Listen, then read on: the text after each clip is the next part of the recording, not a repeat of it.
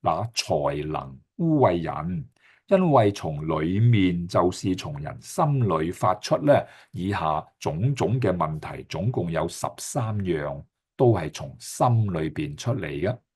嗱，我好簡單讀一讀，有惡念啦，有苟合啦，有偷盜啦，兇殺啦，奸淫啦，貪婪啦，邪惡啦，詭詐啦，淫蕩啦，嫉妒啦，謗讟啦，驕傲啦，狂妄啦，啊，呢13種啊，最少嚇，佢話都係從裡面出來。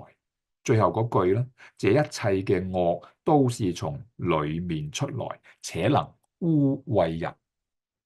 嗱，呢一小段有5次提到污穢人，5次都提到 defile 呢個字啊。嗱，如果我哋唔信耶穌嘅時候，我哋心裏常常藏住乜嘢啊？藏住惡念，藏住詭詐、惡毒，或者係唔寬恕、唔饒恕、唔肯原諒。講到某一個人咧，心裏邊就好激氣、好氣憤。嗱，如果有某一個人，你心裏邊諗起佢就唔爽，諗起佢就冇辦法饒恕，諗起佢就好激氣，你嘅心裏就發出苦毒，先毒死自己，毒唔死人哋嘅吓。嗱，所以咧，耶穌就話啦，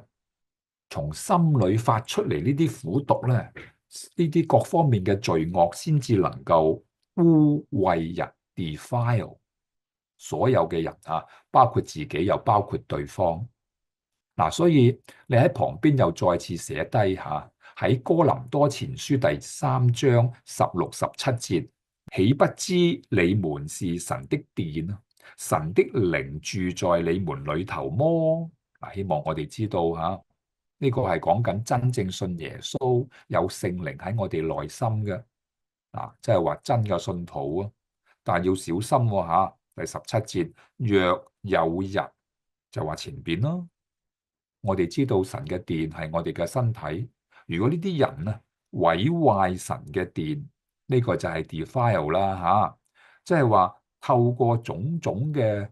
情況、言語去毀壞、整污糟我哋呢個神嘅殿咧，神就必要毀壞，呢個叫 destroy 吓，就係毀滅啦。